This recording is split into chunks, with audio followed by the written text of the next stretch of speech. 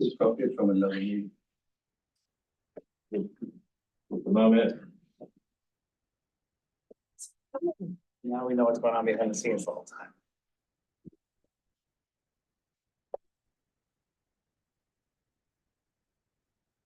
Go.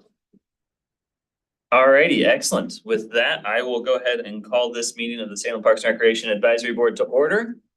I'm Keith Norris. I'm the chair. This is my first meeting I'm chairing, so welcome everybody. We will start off with a roll call. And I will start with Vice Chair Dylan McDowell. Present. Alan Alexander. Here. Woody Dukes. Here. Rick Hartwig. Here.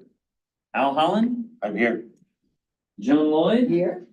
And Debbie Miller. I don't think I've seen come in. She online? She's in Tucson, She's in Tucson. but I thought she might do it. Excellent. Well, we have a quorum of board members. Thank you all for being here in person today. Looking forward to our discussion. We'll start off with an approval of the January 2024 meeting minutes. Anybody have any comments or questions or a motion to approve them? I'll make a motion for approval as presented. Seconded by Dylan. Thank you. Any discussion on that? All right, we'll do a voice vote. All those in favor? Aye. All those opposed? Minutes are approved. Public comment period. So for this public comment period, we're looking for folks who are here to address the board on any items that are not currently on our agenda. I think we have a couple of folks who have signed up. JC Howard. We've got you first. Okay, Yeah, I think stepping right up there works out well. Thank you. My name is J.C. Howard, and I'm here to address West Salem Parks involving fields. And I don't know, I'm kind of the canary in the coal mine. I've been notified by the school district, which West Salem Little League has used forever, that they're going to start charging for the use of the fields. And seeing that West Salem is a 901C corporation, doesn't seem to matter with the schools. They're going to charge us $5,000 for the use of the fields. In the past, when Wallace Marine Park was proposed, the Little League was part of that proposal to get the bond passed. In 1988 and 89, Little League played on Friday nights at Wallace Marine at no cost to the league except for reimbursement for the electricity for the lights. After 89, I got out of the board part of the Little League, and we didn't play there anymore. Since then, there's been improvements. Let me go back. Orchard Heights was also used by the Little League for their junior program, which was 13 and 14-year-olds, 90-foot diamond, very short outfield, and was used up until I think about 2 or 3 years ago. In 2018, I didn't, but one of the parents on my grandson's team asked somebody at Wallace if they could secure the facilities for a 12-year-old tournament for Little League. And they were denied, and the reason was, we can't sell beer. That's what was given as the reason. Then again, in 2021, after the improvements at Orchard Heights for softball, my son was down there with the Little League team practicing, and they got booted out because somebody told them that it was for adult softball. So my question is what is going to be the policy for the parks and use between the city and Little League? And who would be the contact person that we would contact to get to reserve fields for practice and for games if possible, and what the cost would be. Pretty simple. Any questions? Can I ask you a Thanks, question? JC. Yes, go for it, Al. I'm just seeking a little understanding, be sure I understand. Is a situation that you administer a Little League program that has used school district property in the past at little cost other than electricity lights or something, the relatively minor cost, and now they're opting to ask $5,000 for that? And what you'd like to do is to use parks property at hopefully a less cost rather than school district property. Is that what we're talking about? Well, for this year, as my understanding, I spoke with the president of the West Salem Little League, that they have until June to pay. After June 1st of this year, the school district's going to start charging. By June 1st, usually, most of the season for Little League is over. They're usually done about the time school is out, except for tournament play. The deal was with the school district and has been since I've been in Salem for 40 years, at West Salem, and the maintenance during baseball season and of the fields at the schools was done by Little League. And so that meant they paid for, of course, mowing of the grass, all of the lime field maintenance and things. School district just kind of stepped back and said, okay, just if you're doing anything major, let us know. We put in water lines to irrigate the fields and things. So there's been improvements done. And the condition was, as long as they were a 401k corporation, there wasn't any problem. So this year came really as a surprise of being charged. And in the past, like I said, when the Wallace Marine was proposed, Little League was also part of that deal. And it's just slowly been eased out, but on this year's webpage, it says Wallace Marine Sports Complex, and at the last end is adaptable to Little League and youth baseball. So, there's advertising that, you're okay with Little League, but what's happened is we're not sure, what's going to happen, what are the definitions and who's going to make the decisions. JC, one more clarifying question on that is, you're talking Little League, are you specific to West Salem? Is it a West Salem Little League? And Yes, it is. for my ignorance on. No, it's West Salem. We're West Salem Little League. I know since I was president of the league in '88, and well before that, has looked for property to buy to develop their own complex. And as you may well be aware, there's not much flat ground in West Salem, and it's very expensive. Okay, excellent. And Jen, did you have some additional thoughts on So- where to go? Yeah, so with regard to the school district and the issues you're having, obviously that's not under our parameters, what they do or don't do. But with regard to like Orchard Heights or reserving field usage, Melinda Moon is the person who facilitates that. If your contact information is on the sign-up sheet, I can ask Melinda to contact you about it, and she can discuss with you kind of the availability, how the process works, all of those kinds of details and specifics, if that's helpful. I can have her reach out to you with regard to Orchard and how nonprofits fit in all of those kinds of parameters. Well, if I may, it used to, I'm a dinosaur. It used to be that in scheduling of Orchard Heights, the Little League had first priority. And things went through there after that. Since it's been redone, I don't know what the priority is. It isn't a priority that in that same fashion.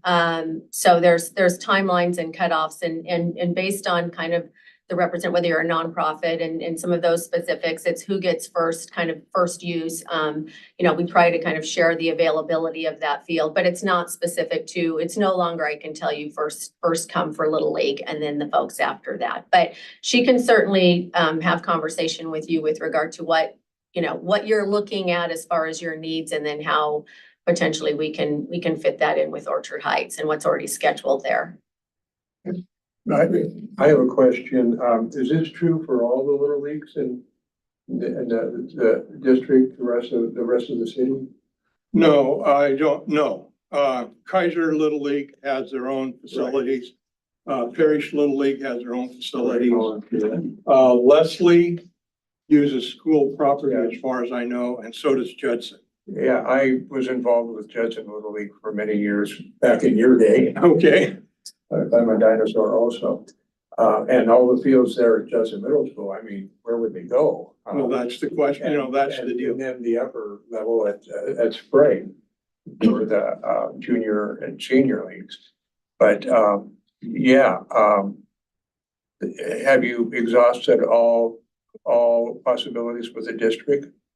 I'm here as a grandparent, Okay. and the people that should be here have to work.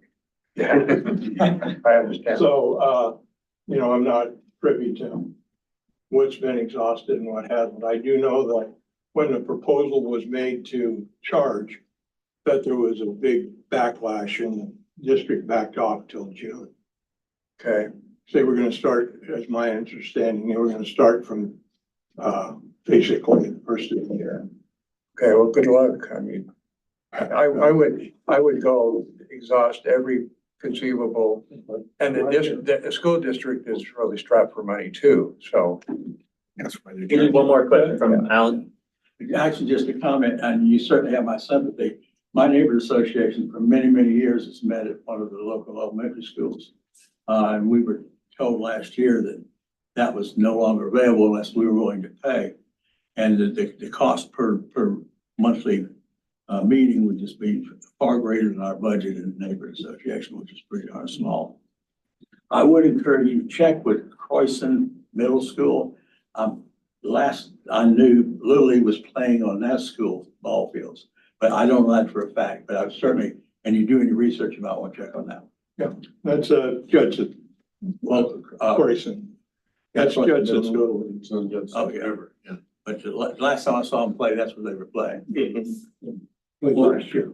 Mr. Howard, thank you for coming and for the comments. I think staff's gonna follow up with you with some more details, but please circle back with us, let us know kind of how it works out post June 1st. I think it's something that the board's interested in and anything we can do to help make sure Little League has a spot to go. Appreciate it. Thank you.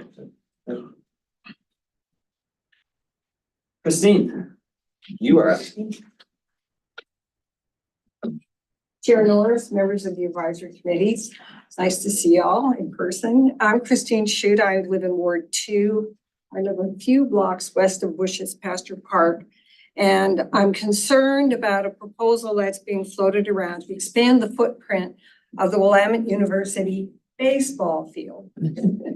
So this is baseball day. As I understand it, a for-profit corporation called Salem Baseball LLC is proposing to bring in a summer college level baseball league to play games and use the Willamette Stadium.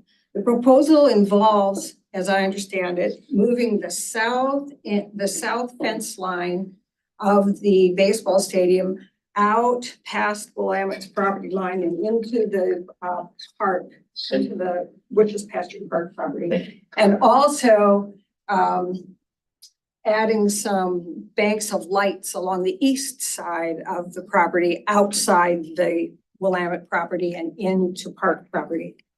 I oppose any part of this plan that reduces the parks area that's open and available for free public access for two reasons. First of all, it would remove permanently some parkland from free public access. Secondly, the expansion comes at the request of a for-profit LLC and represents a significant commercialization of the lower side of Bush's Pasture Park to the detriment of public access. And as you all probably know, I mean, I think everybody's been to Bush's Pasture Park at least once in their lifetime. And as you all probably know, the staff is certainly well aware, there are always innumerable requests to put things in Salem's public parks, and in particular in Bush, I think. I've personally heard plans to add a public swimming pool, to put in a community garden, tear out some of the lawn, to establish a managed camp for some of our neighbors who don't have housing, to put in a demonstration garden for native plants, to put in a sculpture garden, all of these things, you know, any individual idea may have merit and it may be very attractive, but taken together, they chip away at the park and they chip away at a vital and important public resource for Salem. And that is open space, just the ability to be there and be free without tripping over any other use. Any proposal that proposes to permanently fence out park users from park property, especially for commercial purposes, I think should be a non-starter. I think it deserves a hard no. And I don't know what information this group has already heard about it, but I assume it's going to come to you before it goes to council for any final approval. That's all I have to say. Thank you, Christine. And to answer your, or to respond to your later comment, no, we have not received any sort of information on that proposal at this date. I've heard a little bit of it from my participations in neighborhood association meetings, but I don't think we have had any report to this board, to my knowledge, about it yet, right, Rob? So with that in mind, I don't think we'll be able to ask questions about some of the specific details, but does anybody have any questions for Christine, kind of more generally or more in your response to Christine's comments on? Yeah, you wouldn't probably know, but there was a league the last few years kind of like this that were at Volcano Stadium, and which is perfectly built for that. And I don't know why they are not there. And I know they've had American Legion baseball at the Willamette Stadium for several Yeah, years. my son played. Yeah, okay. Well, I just wanted to give you all a heads up and get my licks in early. Thank you, Christine, appreciate it. And I think that's probably something that we can have on our, maybe a future agenda item later this year, is to get that proposal as I know it's further developing with the city. Boarding in progress.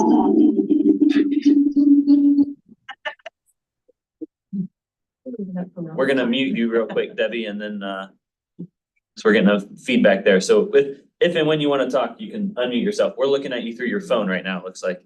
Okay. Just FYI. Oh, but we have your sound through your computer, it seems, so.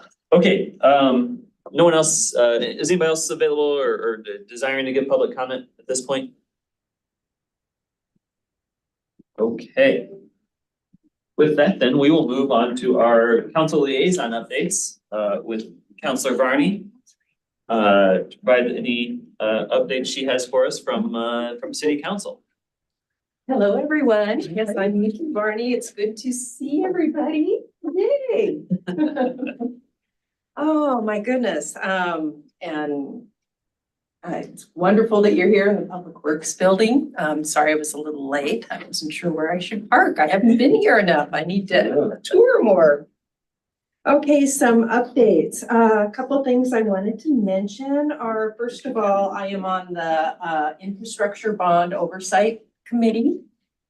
And at our January 25th meeting, we were talking about monies for paths and trails, sidewalks, sidewalk infill. And I thought it was wonderful that we have $4.1 million in the bond for paths and trails. Our paths and trails have been kind of evaluated and scored, and I think 3.75 miles were identified. And let's see, and that money will cover the repairs on all that. So that's a really good thing. The other thing,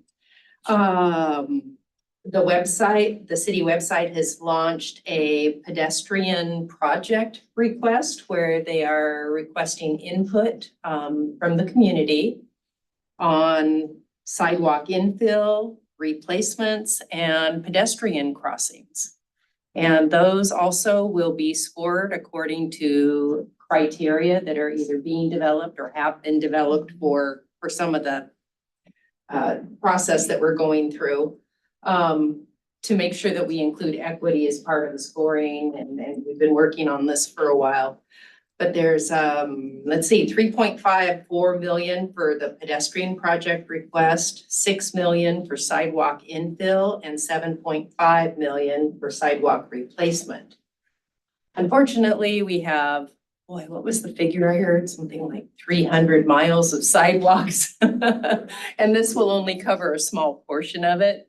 But we're encouraging folks to sign up or enter their project request online, and it will close at the end of March. So I wanted to pass that on. Kind of related to that, but not right at the bond committee. I don't know if we've talked about the pedestrian crossing leading to Orchard Heights Park in West Salem. The crossing, the neighborhood association in West Salem, we've been very concerned about folks trying to get from Parkway or from the other side across Orchard Heights Road into the park. So we had a design, and we're moving forward with a design where there would be a left turn lane into the park and let's see, a pedestrian crossing with an island there. Unfortunately, because of the speed of the traffic and the distance required to put a center turn lane in there, unfortunately, we've decided to move forward with designing, not putting in the left turn lane and not the median, but it will still have a flashing beacon and the pedestrian crossing. It's just because of costs and the logistics to try to have it that wide. But I wanted to pass that on because we're still trying to get a safe crossing for folks to be able to get into Orchard Heights, because that's really, really used. Along with that, sidewalk projects for Orchard Heights on the other side from the park, so people can at least get down to where that crossing will be from up above. There's going to be some infill projects in there. So I wanted to pass that on. We're trying to make it safer for folks to get to the park. Oh, in the traffic study, the average speed limit was 39 miles per hour. And it's a 30-mile-an-hour zone. Just wanted to say that. So it's a badly needed crossing. The city, as you know, is going through budget woes, just like Salem Kaiser School District. That is continuing. We have a hearing on revisions to our fiscal year 24 budget on Monday night at the council meeting. And so we will be discussing how we're going to modify the budget that we put in place last June for the remainder of this year. Basically, what sort of cuts we're going to make. You might be interested in that. Anything else on my mind? Well, we all know we need to increase housing, and that's a really hot item in the legislature. I did want to make the comment that after reading through parts of the housing bill that Governor Kotek I've just kind of heard about parts of it, but then the housing study that was done and the recommendations from the Housing Production Advisory Council. And we have worked so hard on our tree code and trying to get more and more trees, also for our climate action plan, just to increase our tree canopy. And I don't know what's going to happen with that, but it really bothers me that trees, regardless of size, that are in areas of needed streets, utilities, topography, and grading and density that comes across in West Salem shall not be required to be preserved regardless of size on larger development sites. And anyway, that's something I'm going to be watching. Not just that, but there is more to it too, about some where there are some limitations, but on smaller properties. But Anyway, those are some of my concerns and whatever. What questions do you have for me? Yes, for the first time ever, I ran across something about the possibility that the state might, especially since they have such large kickers, so they have a lot more money than anybody else. In terms of the land in the city of Salem that is not taxable, they're the state land. And I saw that it was, I can't remember how many $1 million worth of taxation there would be, and that there were actually, somebody was talking about it. Is there any future in that? Very possibly. It's definitely being talked about. And one of the challenges with increasing housing is the fact that when we have new properties that go into the tax rolls, those taxes, the property taxes, because of our system, still don't cover the services that are needed for those expanded properties. And so although we need the housing, that means that we don't have the funding from property taxes to pay for the parks and the police and the other things. But yes, that's definitely something being discussed at the legislature. I think bringing the payroll tax to the forefront in the last year really heightened awareness of the situation. Great, go for it, Al. What would it take to have city council be able to have the insight to know what those costs are of providing city services to new developments are, and to have the authority to be able to adjust systems development charges and fees so that that is appropriately matched? What would have to change for that to be able to happen? Well, we changed the way the system development fees are charged. Oh boy, I'm trying to remember when that committee was. I don't know, 5 or 6 years ago, something like that. Changed it and were able to acquire more funds at that time, but it's still not enough, obviously. So what was the first part of your question? I'm sorry, I just. Well, I'm just interested to know what would have to change, and I can see already that the Builders Association's lobby is very potent in influencing how this is managed. It's very analogous in my mind to tying a labor cost to cost of living. Cost of development cost to cost of providing services development. I mean, it's a similar kind of thing, and it's not like we're trying to extract anything from builders nor restrict building, it's just trying to make it pay for itself. Right. So that Right. schools don't suffer and the streets don't suffer. So that's what would have to change to give city council authority to be able to adjust SDCs to meet costs appropriately. Well, the SDCs, along with other things, it's my understanding, pay for the infrastructure at the beginning. But the problems we have are the maintenance and continuing the maintenance and upkeep and et cetera that requires. So and I think Al, later on in our discussion, we'll get into some revenue ideas as well for the city and talk a little bit more about it, but it's complicated. That's sarcastic. One other small question relating to the sidewalk development and that West Salem Park access. I'm curious if included in the adjustments that you mentioned is a stretch of sidewalk addition that would be on Dokes Ferry Road from Orchard Heights to Straub Park's entry. Currently, Straub Nature Park there on Brush College, I guess that's Stokes Ferry Road. Its entrance is on that road. There is no pedestrian access to that park whatsoever. And it seems only logical that 200 yards from there, the intersection near West Salem High School and Orchard Heights and Brush College, there would be a need for about 100 yards of pedestrian pathway to provide pedestrian access to that.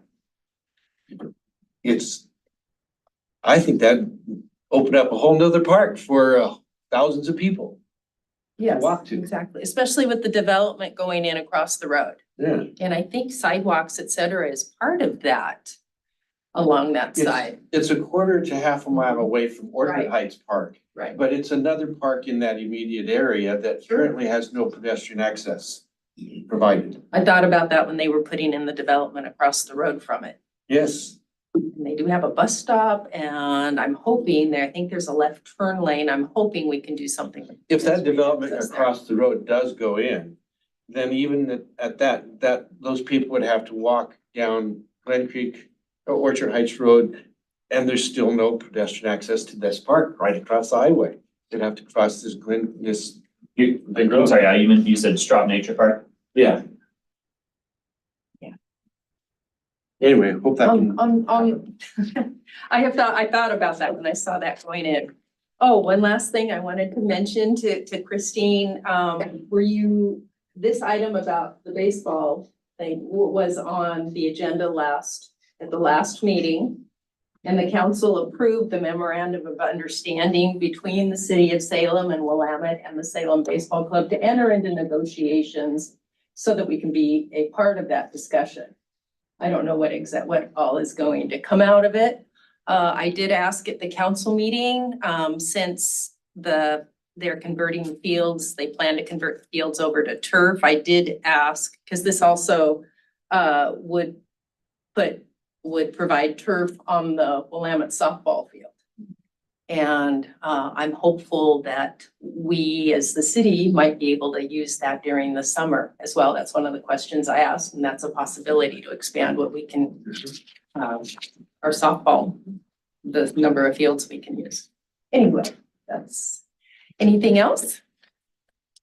And the MOU is very nebulous and basically all it says is we'll talk. Right. Yep, yep, Right. that's it. It's not committing And that's all anything. there It's is just at this enter stage. negotiations. Yeah. Yes. Thank you. Great, well, thank you, Counselor Varney, appreciate your Welcome. taking the time to be here and give us that update. Thank you. With that, we will move on to the board items and presentations, and we'll start with the Historic Preservation Project update with Kimberly.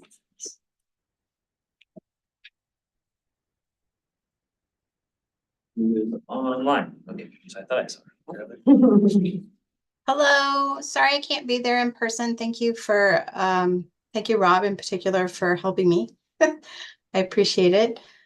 So I'm Kimberly Fitzgerald. I do know some of you. Hi, Joan. Hi, Woody.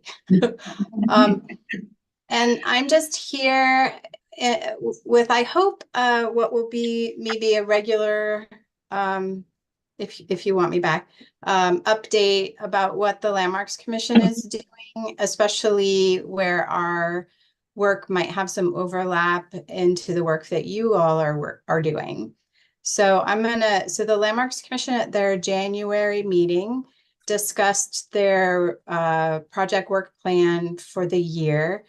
And for those of you that don't know, Joan might be familiar with this. We have a historic preservation plan, which is adopted as part of our comprehensive plan. And within that, we have goals and objectives relating to education, interpretation about Salem's history, and also working with the local community, especially underrepresented groups that really haven't had a chance to tell their history and that we haven't had a really good understanding of.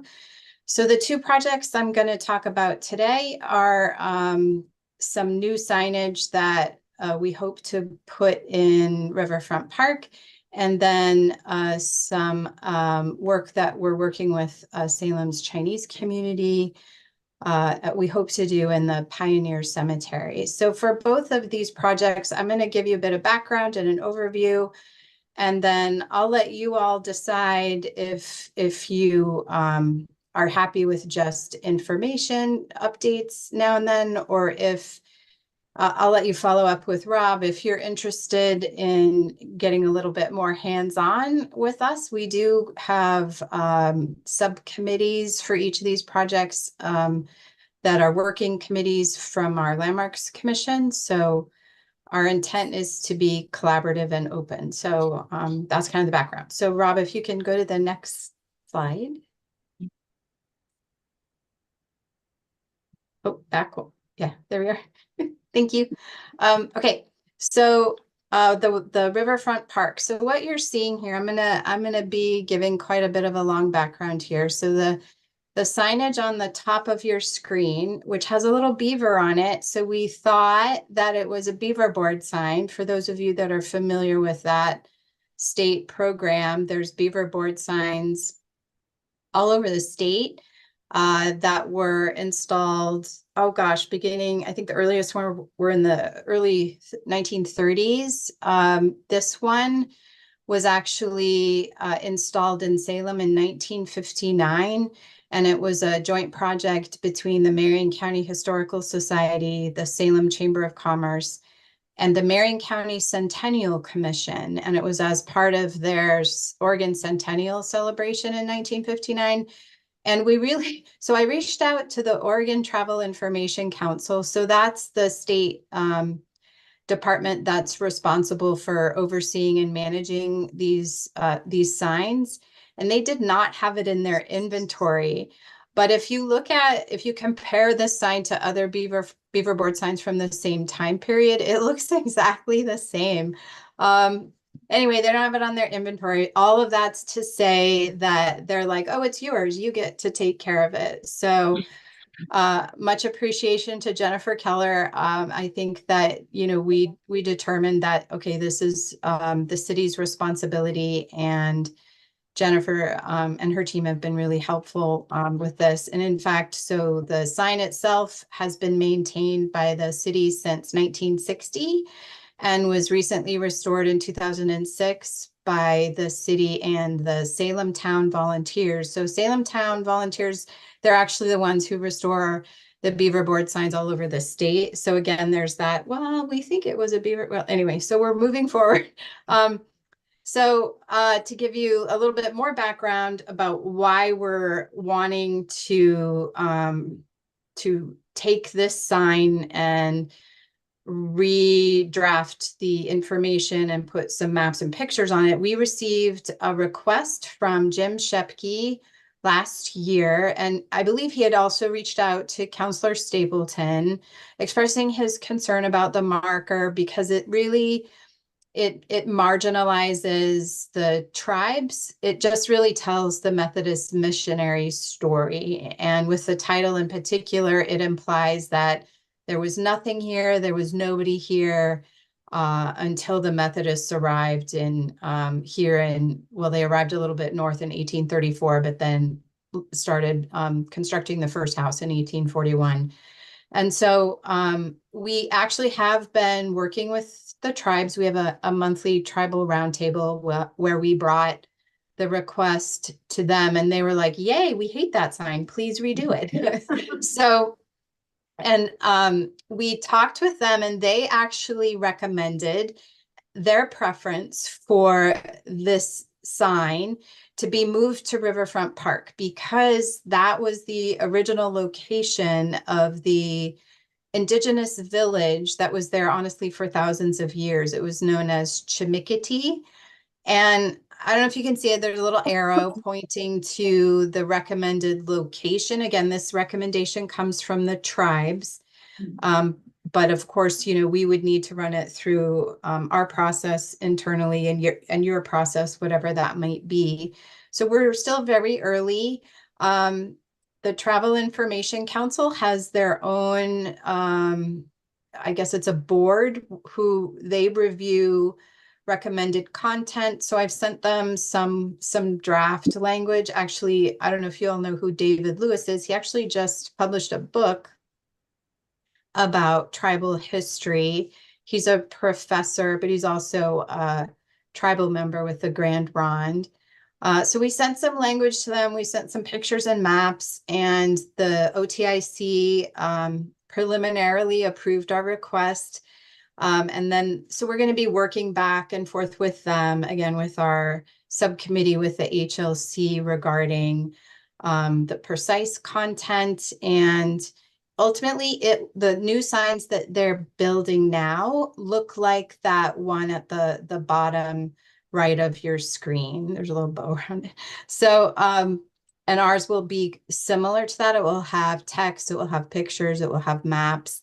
And it will hopefully tell not just the Methodist missionary story, but also the Indigenous story, as much as you can do on one sign. I will say that there still is a lot of discussion about what to do with the sign that's currently there. If you're not familiar with it, it's kind of near Boone's Treasury, if you know where that McMinimans is. It's just south of 960 Broadway, Northeast. So the Landmarks Commission is a little split. It's like, well, they want it taken down, they want it reframed, but there definitely is a feeling, well, it does also represent a period of history. So you're going to see that it's still there. OTIC says they don't restore or repair, like they did an assessment of it and it's too deteriorated at this point. So the preliminary direction we've been given is that they want it to be taken down, but again, we haven't done that yet. So there's more to come on how that might happen or what we might do with the signage. Some discussion has been around perhaps donating it to the Willamette Heritage Center and doing some sort of interpretation around it to just talk about what I've shared here. So it's not just, put in a warehouse and we never see it again. So that's the summary on that. Before I move on to the next one, did anyone have any questions on this? Any questions from the board? Kimberly on this side? All right, No? let's move forward, Kimberly. Okay, cool. Let's go to the next one. So, okay, cool. So the next one is in Pioneer Cemetery. And it's regarding our Chinese shrine. So how it looks today is pictured on the upper right hand of your screen. You can see it's basically a flat piece of concrete. The shrine itself was broken. You can sort of see a partial white tablet that has Chinese inscription on it and a low wall. So there's a whole lot of information that is available. And if you tell staff you want more information, I can certainly provide it to be distributed to you. I did my first public archaeology project in the cemetery with the Chinese community and excavated to discover this Chinese shrine because it had been destroyed and buried, but we were able to find enough of it intact. And that was in 2017, 2018. And the Chinese community at the time just gave us direction. That how it was used historically in the late 1800s was to celebrate their Qingming festival. So that's really similar to our Memorial Day. That what they do is the burner that you can see there, they burn it's not real money, but fake money. They even burn clothes, they burn things that their ancestors would have enjoyed. And the table there, it's flush to the ground now, but originally, based on our archaeological work, we believe it was a table. So you can see I forgot to mention the map. There's an overview, like an aerial with a little arrow that shows where this is in the Pioneer Cemetery. It's on the northern edge, kind of in the center, abutting the fence, which is adjacent to residential area there in the Fairmount neighborhood. So the Chinese community is so funny. So we've celebrated now the Qingming Festival for the last 5 years. We get about 120 folks to attend every year. It's typically it's usually the first Saturday of April. And so it's really meaningful to the community, and I, as an archaeologist and a historian, love that we're using what was used historically. But last year in particular, quite a few people from the Chinese community said that it made them sad because it's old and broken. So they on their own have been working with an architect and have been raising money and are interested in constructing something new that they can use moving forward, but still keeping what's old and allowing, we do have a lot of older Chinese people that come from our community, and it's a little difficult for them to navigate. So the very conceptual drawing you can see here on the bottom of your screen is what they're hoping to move forward with, something along this. So it would be a table like you can see conceptually there, with the historic shrine excavated out a little bit more, and then with some kind of ADA access. Now, given that it's in a cemetery, as I experienced when we initially did our archaeological excavations, there's lots of steps literally and figuratively, that we would need to go through, including getting an archaeological permit, consulting with the State Historic Preservation Office, because the Pioneer Cemetery is designated on the National Register of Historic Places. We would need to make sure to consult with the state physical anthropologist because it's a cemetery. And then also because this is a city park, we would need to ensure that we would need to work with with SPRAB to make sure that it aligns with your mission and goals as well. And also with the Friends of the, I've already met with the Friends of the Pioneer Cemetery.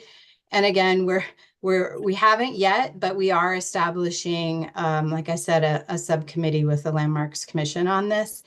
It's very early. So I just wanted to bring it to you to let you know it was on our work plan, and something that my role at the city would be to facilitate the process. Again, there wouldn't be any funding coming from the city. It would be purely from Salem's Chinese community. That's who's doing the fundraising and hiring the designer. But I would be facilitating the process, and it will most likely be phased, just because I think their priority would be to get that new table constructed first, and then the other improvements maybe at a later date. So that's my update on that. Did anyone have any questions for me on that? Great, thanks, Kimberly. Anybody have any questions for Kimberly about this project at this point? It sounds like as it moves forward, we'll likely be hearing about it again. So good for us to have the initial information on it here, but. They're both great ideas. All Oh, right. good. Well, and the only slide that's left, Rob, you can go to that one. And you can ask staff if you want to follow up. If you are later thinking, oh, I had 17 questions, you can get my contact information from Rob. Great, thank you very much. Okay, thank you. Appreciate the information and the update. All right. Moving right along, we will go to athletic courts improvements at River Road and Sumter Parks. Tyler Rock.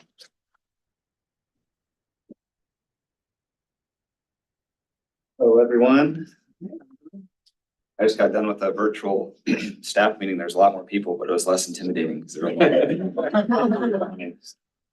Yeah, I'm here to just give everyone an update on the Multi Sports Courts project that we've been working with Rob and Aaron on. Tyler Roth from AKS Engineering. So with that, jump into it. So there are 5 parks that are part of our project, and just taking a step back, it's all part of that $300 million community improvement bond that was passed a couple of years ago.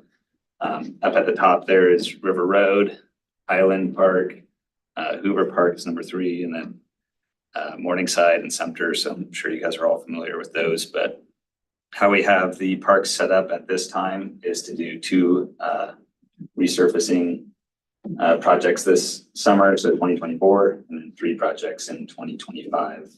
Part of that's just to break it up a little bit for the contractor, because there's only a couple contractors that do this kind of specialty work, and so if we split it, then we get more of that summertime construction, and then it gives us a little more time to get some community feedback on the later parks. So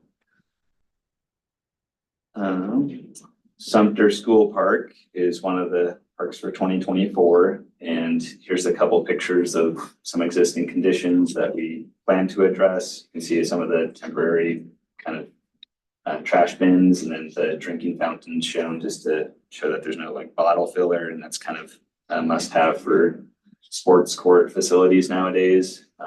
Some tripping hazards with the parks that will be identified and fixed.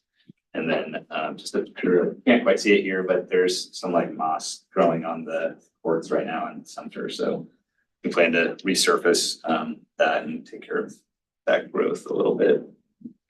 And then replace the basketball hoop and some damaged fencing as well. But if we go to the next one here. Can I just, I'm gonna jump in real quick. Oh wait, no, I won't jump in. Yeah, so here's a like illustrative depiction of kind of what's proposed for the park. Most of the items that I just highlighted are covered there, but I did want to point out specifically like keynote number 5 up at the top of the picture and kind of between the two play areas will be added as new connections. Part of that was identified since we went out there. You could see clearly in the grass where most people walk to get to from the street to the basketball area, as well as from the basketball court to the actual like tennis area. So that's the 2 connections. And then there's some other sidewalk panels and stuff around the same area that will be addressed if they're identified as tripping hazards or not. So you're gonna resurface the tennis courts and, yeah. Yeah. My tennis group has played there an awful lot because we were at Woodmansey, and then when the reconstruction at Woodmansey did, we ended up playing there, and yeah, it needs resurfacing. The trees overhang can be a problem. All the tree stuff on the court is a problem. And we're still kind of playing there a lot because when we got back to Woodmansey, the pickleball people took over. So I'm glad to see you're not doing pickleball on this, so that we will have some place to play. And so Tyler, in terms of the work here, all of that is maintenance and resurfacing except for where those 2 new sidewalks are going in. Is that accurate? So the intent with this one's more kind of replacing generally what's there. And so as part of that, is it mostly resurfacing what's there, or is it tearing out and replacing some of those elements as That's well? like right where we're at in this design process is kind of getting some of those 30% construction estimates together, seeing how it compares to their budget, and then we'll be able to value engineer from there. Out of the 5 courts, which ones maybe are in the better condition to where we can do like just acrylic resurfacing versus full on, asphalt removal and replacement. So, Okay, and I know new we're all fencing. jumping in. yes. And Yeah. So we don't have to put my bag in front of the hole so the ball doesn't go through. Let me go to Rob real quick, because I know he was trying to get in, and then we'll. Just 2 items I want to highlight is first, there is a community engagement aspect to this. On Monday, we'll be launching an online survey. So we'll be placing signage in the park so users can let us know some details. So for example, one question will be to get a gauge interest in adding pickleball striping. So although we're not proposing at this time, we're gonna listen. And so I want to leave the door open that there's a What time possibility. is that meeting? It's not a meeting, it's an online survey. That'll be starting on Monday. I also want to highlight that the city possesses an easement across a little piece of Sumter Middle School to let us create our own access off of Ridge Rock Street. Is that the name of the street? And as part of this project, we're gonna be developing that access. So we're not reliant on the school district to get people to access the sports court. So that'll be a new ADA accessible route that we'll be creating there. That will go through the playground and up to the sports court. Al, we'll go to you, and then I'm curious about a little detail on the replacing of the water fountain. I see that it will add a water fill for bottles. And does that also include a pet bowl that is on some of the fountains I see in the parks?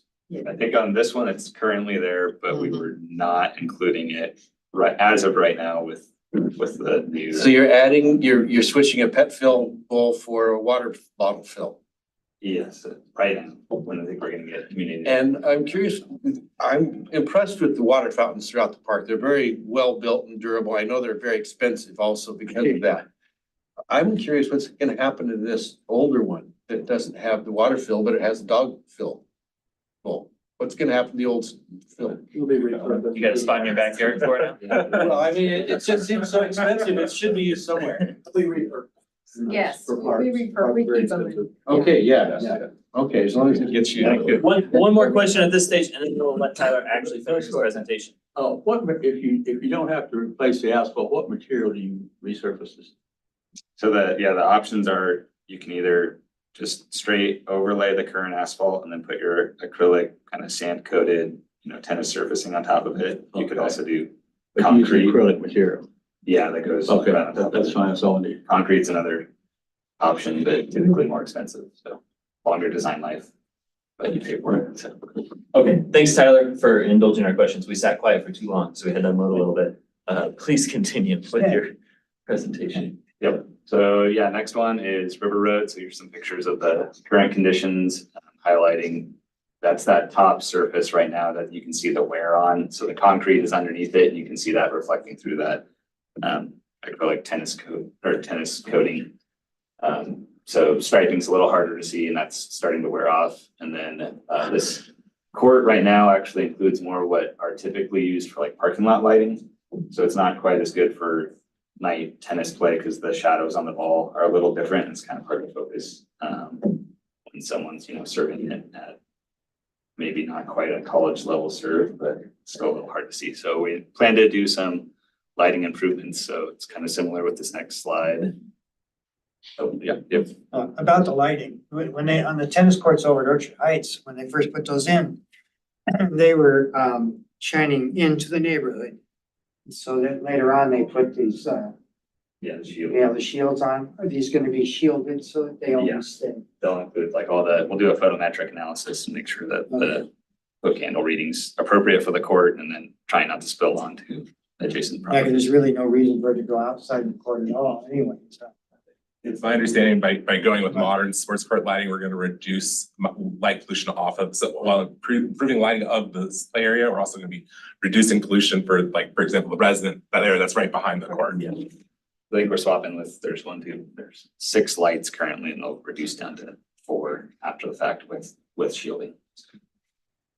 I think the next slide kind of shows the illustrative exhibit, but it's fairly similar. There's currently pickleball striping, so we'll put that same striping back, and then it'll be set more for the permanent tennis net setup.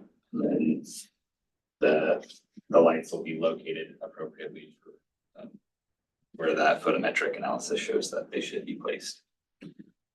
We're planning to launch a community survey tomorrow to get a little more feedback to present this concept and also get some little details of the design, like for example, confirm the pickleball and a few other people have like safety concerns that we could adjust to the project. We want to know that before we finalize our design. Just contrasting the two projects, Sumter is neighborhood park, so our outreach is really focusing on just those surrounding residents. This is a community park, so you might see us advertising that survey in the weekly email that goes out. It's called Community Connection. You might see it on Facebook. We're going to try to get the River Road survey out broader to the larger community because it is a community park. And that this survey will be available in 2 languages, Spanish and English. Well, again, Sumter, we don't identify that as a particularly Spanish-speaking neighborhood, so it'll just be available in English. Please, Just keep taking us out there. let's do it. I was looking at maps. With each of these parks, I'm just thinking about all the outreach we did to neighborhood associations in the last year, and I'm always bad about remembering which park is in which association, but I imagine you have that information pretty easily. I am attending Highlands Neighborhood Association's evening to talk about this project. And then Ray Joseph, our senior planner, will be going to South Gateway to talk about Sumter in March. And just as another opportunity, is it easy for you to cross-reference which of us presented to which neighborhood associations and then send us like a reminder of this so then we can kind of reach out from our perspective as well? Does that make sense? So like if I Sure, present yeah. it to one of these, Yeah. then Yeah. I can be reminded, Yeah. oh yeah, I should send them an email too. So just kind of getting out there because we spent, a good amount of time building that relationship. It's a nice way for us to keep in their inbox a little bit. Great. Yeah, that will do. All right, perfect. Please, where do you go? I was thinking, when we were having our meetings downtown at the Civic Center, the largest group that ever came in was the Parks Board We're pickleball players. I remember that. You know, that whole thing. So I just wanted to put it out there about, you know, how much they want. Want the striping to show up on the court? Well, they want courts. Yeah. you know, and- Fastest growing sport in America. I've Trademark. I've heard. It hasn't made its way to the engineering community. You haven't played pickleball yet? I would say despite talk to the contrary, the popularity of pickleball is nationally extremely great and it's growing. And it's good to see that we're accommodating that in places. It's not gonna push away tennis for sure completely, but we do accommodate and I think this is appropriate. Keep it up, good work. Thank you. I think, yeah, part of those other parks that are future ones, based on the community outreach. You have options where you can put the permanent pickleball courts in or this version, so that's kind of what we'll get feedback, I think. It's good to accommodate both. Sure. There is one more park then that is 25, that we did want to bring to your attention, primarily because, so the plan with this one is to expand it a little bit farther south and to the east, which is kind of left and down on this image. But what we're planning to do that for is to get an actual full-size dimension tennis court to fit within that with all of the basketball hoops and stuff. So it's can be used by more people, but part of that reconstruction will involve taking out the 2 ash trees that are along the street there because of their root impacts. There's a little retaining wall that will have to be rebuilt. And so those will likely die at some point. And so what we'd like to do is just replace those with this project. And so I think bringing it up now, even though it's a 25 project, is really the intent of talking about this one at this time. But and then there's a couple smaller diameter trees. You kind of see it like here that will just be relocated as that court, which grows a little bit. Great, thanks. Any questions or comments about that?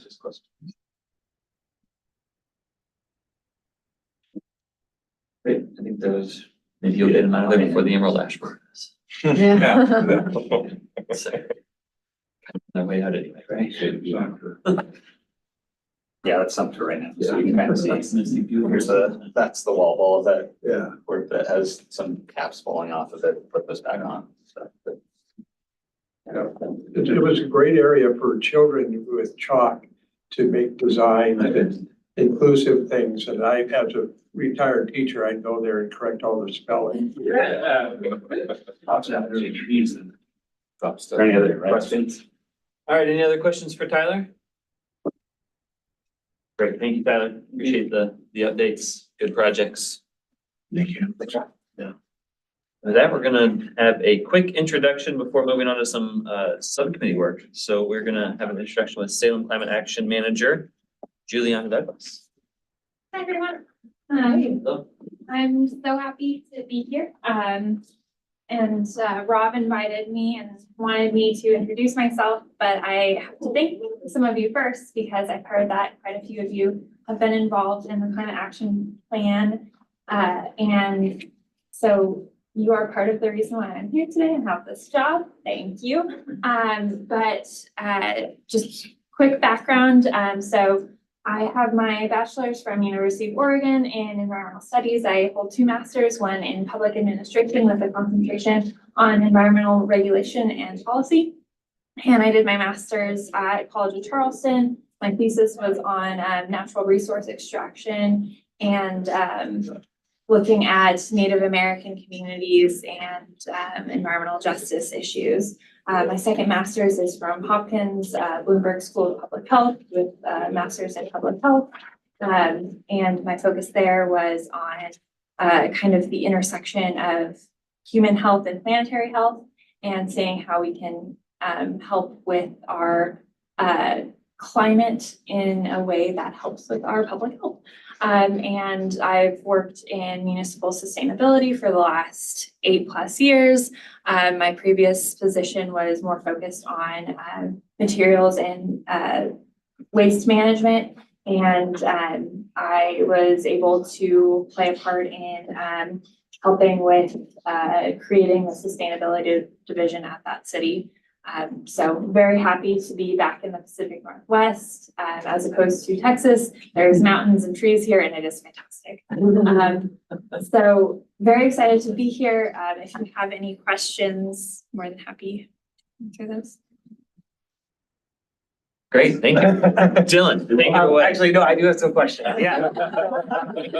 Thank you for being here. So I was the representative for SCRAB on the Climate Action Committee or the plan process. And so very excited to see this move into fruition and have lots of thoughts that I would love to talk with you about at some point. But I think my biggest one that I would just love to kind of hear a little bit about how your role is crafted and what is your timeline? Like, how are you implementing? Because we have probably too many strategies. I have a pull up here. And so that's like, there's probably a lot. And so I think one of the things that I know I and others on the task force felt is that there wasn't necessarily a good amount of integration of how these would all work in tandem opposed to separately. So not just transportation, not just natural resources. And I think when I was reviewing them again today, there's so many, for example, in transportation, just like we heard about with sidewalks today. Like, how do you make sure the sidewalk elements here are connecting to Orchard Heights? How do you make sure our transit is thinking about parks as like key points of interest in the city and tying that into natural resource planning and tree canopy alongside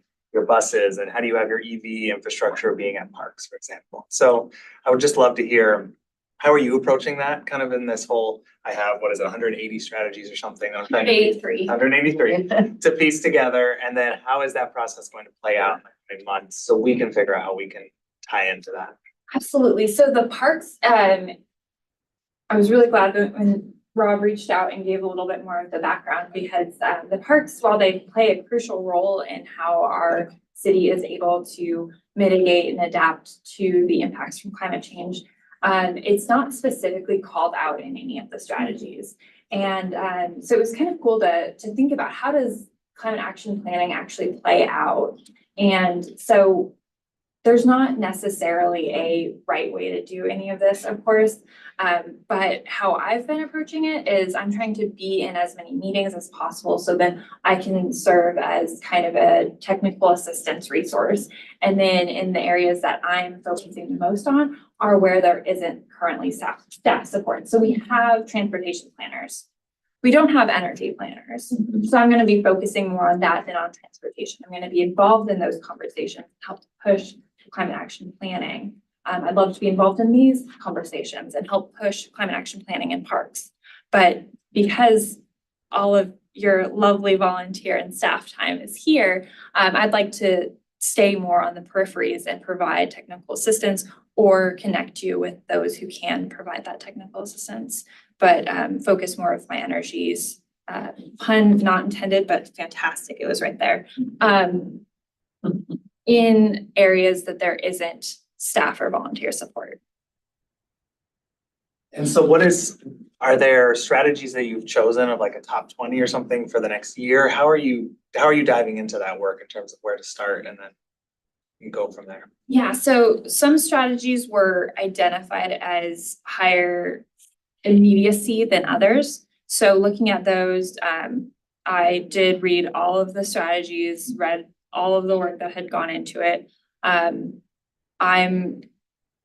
I've got like a dozen or so that I'm focusing on this year.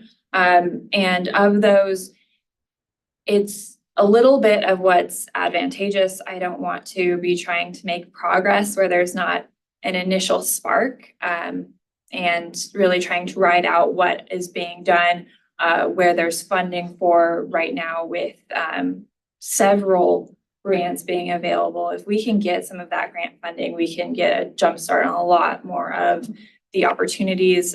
So that's a little bit more of where I'm focusing my time currently. I think that it's 6 energy solution or strategies. I think there's 3 or 4 transportation. There's several community ones. A lot of that is so many people have put in their time and effort on the climate action plan, making sure that they are seeing that we're doing that action. So I just want to jump in here and just say that Shayla's been with the city for about 2 months, and I've already had the opportunity to have a number of conversations with her. And I want to share one little tidbit with you. She asked me if I'd ever heard of decarbonized concrete. Is that correct? Low carbon. Low carbon concrete, yes. And I said, no, I've never heard of that. And she explained to me a little bit about what it's about. And I have already tasked our design consultants to figure out what it is and if we can use it in some of our projects. Among other projects, the 19,000 square foot skate park we're about to develop. So, that's a lot of yeah, right, exactly. So if it doesn't indeed cost tremendously more to use that kind of product, we certainly will look at doing that. Yeah. And so that's just the benefit of having her right there. That's already started.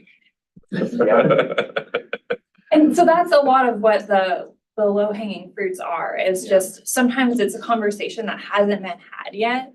And so I'm trying to be in more of these meetings and just bring up, hey, have you thought of, and sometimes it's, yeah, we've thought of that and we got kicked down 4 times. And it's like, well, when did you get kicked down? Because it's pun intended this time. It's a different climate now. And we can have more of these conversations and get more traction on them. Yeah. Do you get traction with the notion that some of these more expensive options in the long run are actually cheaper?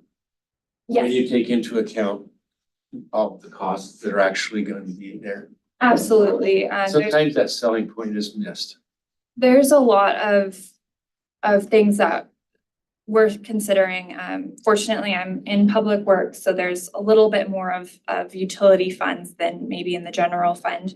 And so we're considering some options that might be a little bit more costly going in, but in terms of, hey, we can change this kind of not as functional thing for this more functional thing. And it also could generate some solar energy, things like that. So we're looking at those conversations as well. Great.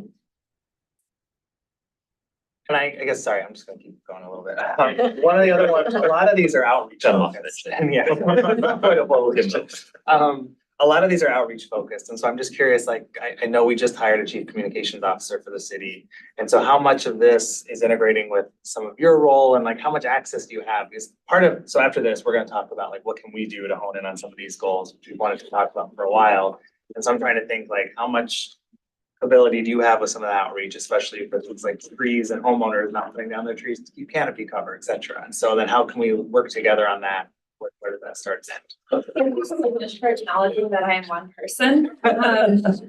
Yeah, so as much that I can help with you helping with that outreach, I'd love to get in on. I've discussed with the stream team has a group of educators. There's a new one that's about to be coming on, and once they're on, I'm going to get into those conversations. They're already having education and outreach with the community, with K through 12. And so being able to, especially when you're talking about clean water, clean air goes really hand in hand with that. So talking about pollution prevention can also be climate action. So hopefully pairing where it makes sense to pair, and also being able to be like, hey, we want you to look at your trees, and do you have ash? We want to know about that. Like, there's a bunch of conversations going into these and just tagging on what we can tag on. So that would be great if you want to have a little bit of climate action conversations when you're doing your outreach as well. Yeah, excellent. You got one. We'll talk about it more. I was gonna say, but I think the next agenda item might be a lot more, so. Yeah, no, it's good. Do you want me to stay at? Thank you. You got one, Woody? We'll let you have last word, Woody. Did the community forestry strategic plan come into this? I am unaware, but I'm sure that it has come into play at some point, and I'd be more than happy to incorporate more of that going forward. Because Joan and I were on the community. I'll second that. It's a good plan with a lot of low hanging fruit that for a variety of reasons never fully got implemented. And I think there's a lot, and we looked at that. I pulled a lot of that to try and make some of these, I said I would have gotten pulled into the climate action plan. Yeah, we So from back. exactly. Yeah, I tried to integrate some of those, but I think looking at that plan, even if you just take like the last page of strategies there are some neat ideas about working with neighborhood associations. Okay, yeah, absolutely. Juliana, thank you for the introduction and for entertaining our lineup of questions here. I'm sure we'll be engaging with you more in the future. Welcome back to the Northwest. Glad to have you on board with the city in this role. As Dylan kind of alluded to, one of the next things on our agenda item here is to talk about subcommittee work for SPRAB and the establishment of some subcommittees. And I think this is building off of some thoughts from the last meeting that you all had and kind of initiated some discussions. But wanting to take a look at some various kind of research projects that we could dive into as SPRAB over the next year and produce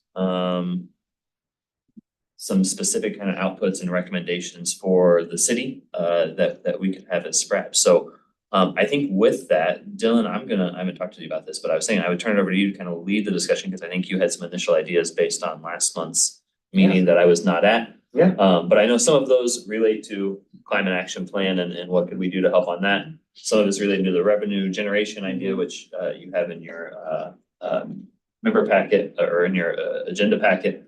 And we'll talk a little bit about revenue task forces as well.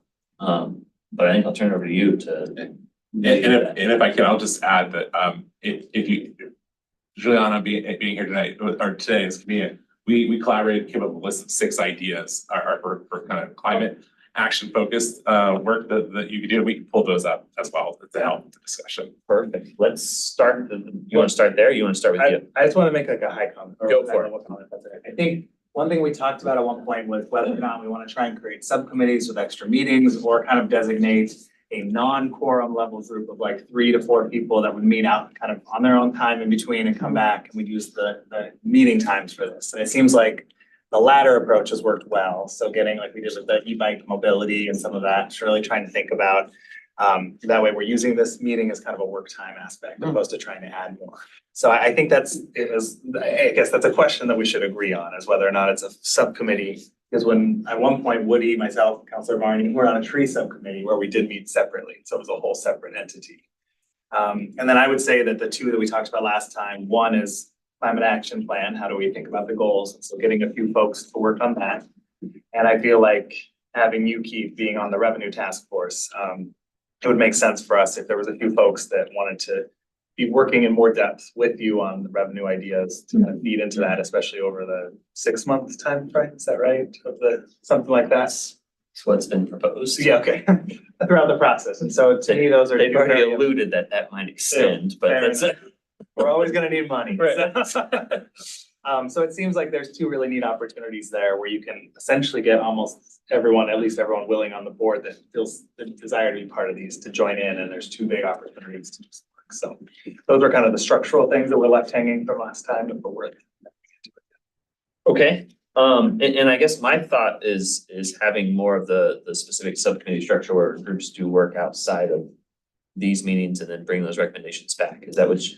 I think the question, yes. So I think that's kind of when Al, Debbie and Debbie's up there, sorry. And we kind of met on our own, and we could do that because it wasn't a quorum. We had agreed on that here. Right. But when it was a tree subcommittee, we had staff joining, and it was like a city meeting that was posted, et cetera. And So it might depend a little bit on the content of the question. And I think part of that could have been a quorum rule or something else, but making sure we set it up so we're not adding a ton of work for you all is probably ideal. So trying to keep our numbers in check, I think, will be important. So then we can just. Quorum is 5. A quorum is 5. I think so it could be up to 4. I know 3, you're definitely okay, and I believe 4 is okay. 3 will be our target. Yeah.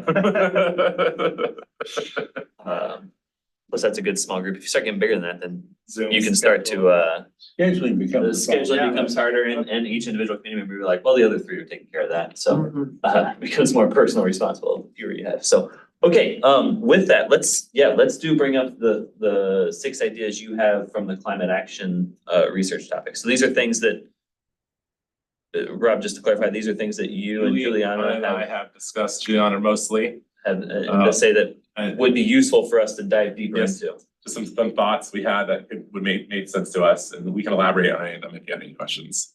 Great, thanks. We'll take a chance to look at these. And Juliana, do you maybe wanna come sit up here, maybe Sure. chat a little real quick? Please, thank you. Sorry, we're kind of sort of putting you on the spot. No, you're fine.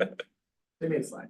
We were ready. So the first one, using anything other than cars is really beneficial for the climate action plan. And so we were thinking how it could be kind of smaller plans for each individual park. So how can people get there if they aren't using personal vehicles, and have just like a plan for alternative transportation? And the committee could be looking at a framework for that plan, and then staff could maybe endeavor to do 1 or 2 parks a year. That was the idea there, something like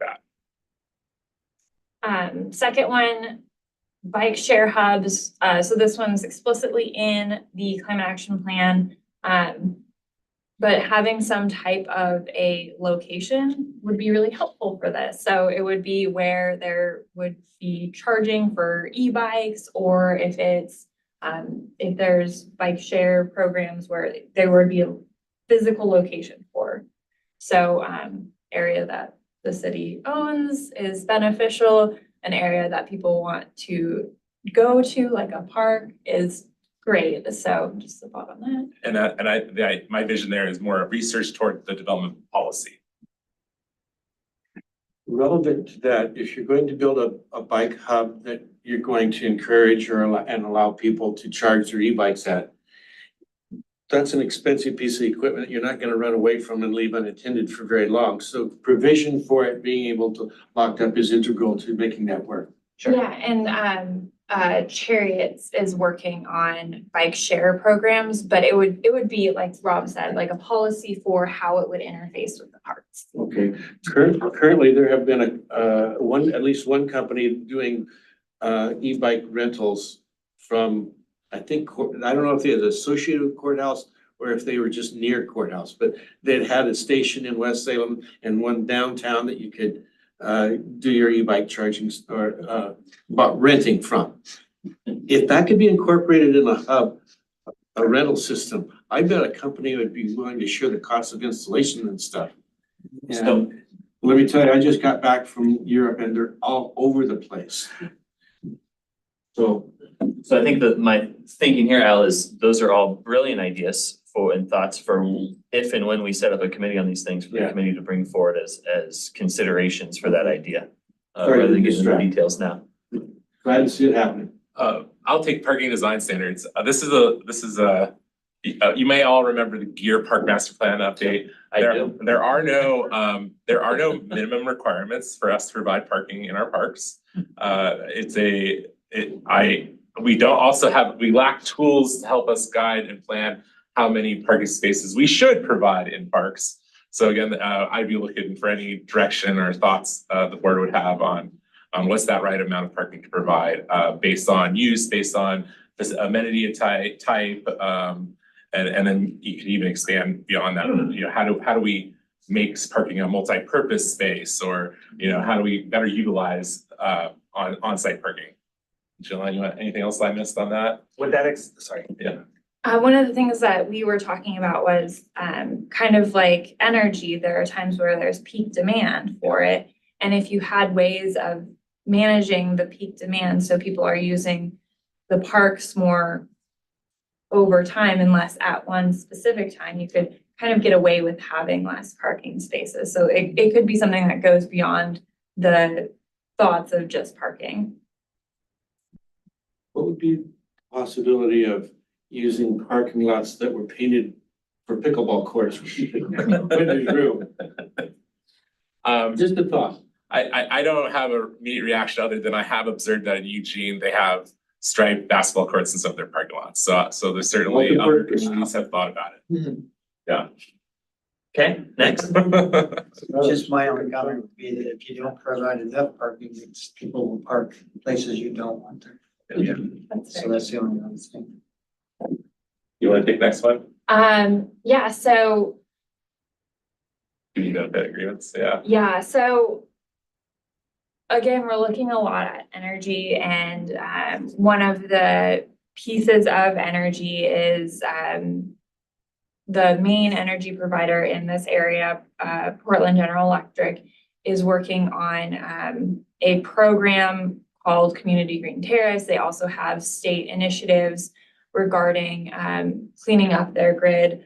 substantially. And one of the pieces in getting a clean grid is having local, readily deployable renewable energy. And so one of the thoughts that Rob so graciously is helping on is we've been working with University of Oregon Sustainable City Years on one such idea for this, on where microgrids might play a role in parks. And so again, not looking at doing that, but looking at policies around how microgrids could interface with parks. And by microgrids, you mean like a small solar array?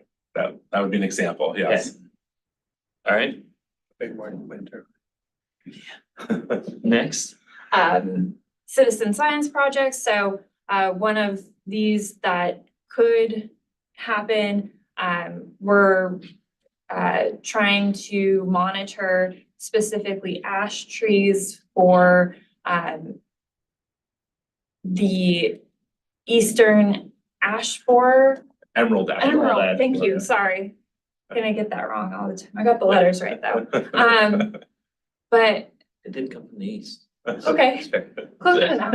Everybody knew what I was talking about. So one of the things would be, could we have there be volunteers that are able to learn about what they need to be reporting on and being able to engage the community around different issues. So one of them was talking about using iNaturalists and doing different inventories in parks, or even kind of expanding from that, like getting them interested enough to maybe use iNaturalists and identify trees near their home. Or if we do have a community outreach on the ash trees, or another one is we're looking at the possibility of doing urban heat mapping. So having kind of a volunteer group and fostering them to do some of these citizen science projects. And I'll just be explicit on the urban heat island mapping. I think the nexus there with SPRAB is we're trying to develop canopy in low canopy areas. And that's simply it. It'd be just another tool for us to hone in where are those priority areas we should be really planting trees both in the right of way and parks, but also where are we putting our efforts toward programs to get trees growing on private properties as well. And that effort, we are trying to do a regional study for 2025 in July. So there's time, but if there is assistance available, I will happily take that. Urban forestry resiliency framework. So looking at, that was more canopy, right? Yes. So looking at what types of trees and where, obviously we have tree canopy goals, but in some parks, it makes sense to have a lot more trees than it does in others. I believe someone was talking about how they have to sweep the tennis courts. Maybe that's not an ideal place to have a lot of trees versus other parks that are less play-oriented could be a great place. So just having those policies established for each individual park. And potentially canopy goal for each park. So for that park, specifically, what's our goal for that park? You can most likely plant your larger canopy trees in parks instead of on streets. Related to that a little bit is the preservation of some of those trees that are being assaulted by English ivy. Is there, in another invasive perhaps, is there any consideration in the parks that are problematically hit with that to have it removed? I know at one time there was a removal effort on Wallace Marine for a while. Is there anything being done with that? Yeah, the parks volunteer coordinator, Amanda Sitter, and I are having a lot of conversations about how we can promote return of ivy pool events. Yeah. And we're looking at doing one at Fairview Park specifically, but broadly, we're thinking about how can we support groups to get back to helping us address that issue throughout our park system. You're right, it is. It's insidious. Yeah, and it's everywhere, yeah. Everywhere across the state. So I spoke with Rob a little bit about this, and if your Parks and Rec department is kind of more capital parks, lowercase rec, one of the policies that works a bit better than in cities where it's much more recreation than it is parks, is zero waste park event policy. So if there are events in the parks, they could say you will have no single-use plastic waste, sorry, I took your spot. And no balloon releases, things like that could be part of policies that would go on around that. In terms of climate action, that is definitely more of what's seen and less of what's impactful, but it does play a big role in how parks operations goes, and zero waste events are much better on parks operations staff. So if you want to think about long-term having less work for staff, that's a good one to look into. Yeah, and I think I stole the thunder on the next one already, but I think the idea is just look at materials that are available that we can utilize in our capital development projects that will leave a reduced carbon footprint behind. And I think an example would be low carbon concrete. So that one, it would be really snazzy. Again, if the prices come out right, it's a great metric. It's something that hopefully would have zero impact on an item like a skate park. If it was going to be driven on or things like that, that might be a little bit different. But something that isn't getting as heavy of use could be a really good option. Again, snazzy, flashy, but not a lot of work. Electric equipment replacement policy. So some items to do maintenance on parks are internal combustion engine based. So what would be the time to upgrade that to an electric option for everything from leaf blowers to saws to mowers, anything else that gets used in parks. And then other low carbon land management policies. In case anybody wants to know, I love goats, and whenever there's a chance to have some goat management in parks, I will just want to push out, that's an option. I think she, Been there, done that. yeah, on our earlier, she said that we've tried that before, but this is something I already shared with her that we've been there and done that. Perhaps you'd more want to revisit it. Could involve things other than goats. I'm sure. Absolutely. Goats being perhaps the more fun option, but it could involve other. Exactly. Excellent. Thank you for that quick review. Any kind of immediate thoughts or questions about that nice lineup of climate action topics that we could choose to form a subcommittee or two to dig deeper in on? I feel like there's a big mix of timeline, where some of these are different timescales, which I think is good and bad, but in terms of like how we would approach them. Because like some of these, an electric equipment policy, I feel like we adopt that essentially, and you say, anytime an equipment comes out, we're good to go. Whereas a zero waste policy, we just opened the Gary Frank Amphitheater, or Jerry Frank Amphitheater. And so I feel like that's one where sooner would be better than sooner than later. So yeah, and then whereas like microgrids, that's gonna take a while to build out. So I think that we kind of, like step one of any subcommittee should be like prioritizing how we want to work through these. So one of my questions, Robin, and it relates a little bit to that, kind of in my mind anyway, is thinking about, we have the comprehensive master plan that is due up and that we're supposed to be starting later this year. Some of these in my mind could fit into policies in that master planning process, right? Not necessarily all of them, but some of them might help us get a jump start on some sections of that master planning process. Is that? That's true. Okay. I would say that's correct. And those would be like parking design standards. Exactly. That relate to park development. Yeah. Yes. That get into kind of those kind of, here's how we define our parks and the general guidelines around them. The bike share hubs perhaps being a part of that. Yep. And so I guess in my mind, I gravitate toward those in this list because I think that will help some of our future work on that particular comprehensive master planning project. That's at least one way that I'm looking at it. Any other thoughts on this list immediately? Some of them are more important than others, but they're all great ideas, I think. They'd like to see them developed. Those bike share hubs, would they have electrical charging possibilities? for people to ride electric bikes or? I'm just, Sure. I just. World your oyster. That's considered. We're in the dreaming stage, Woody, so Yeah, yeah, no, whatever. I just- Whatever you want. No, it's a good point. No, I think that'd be a be a necessary component, I think. For it to be functional at this stage.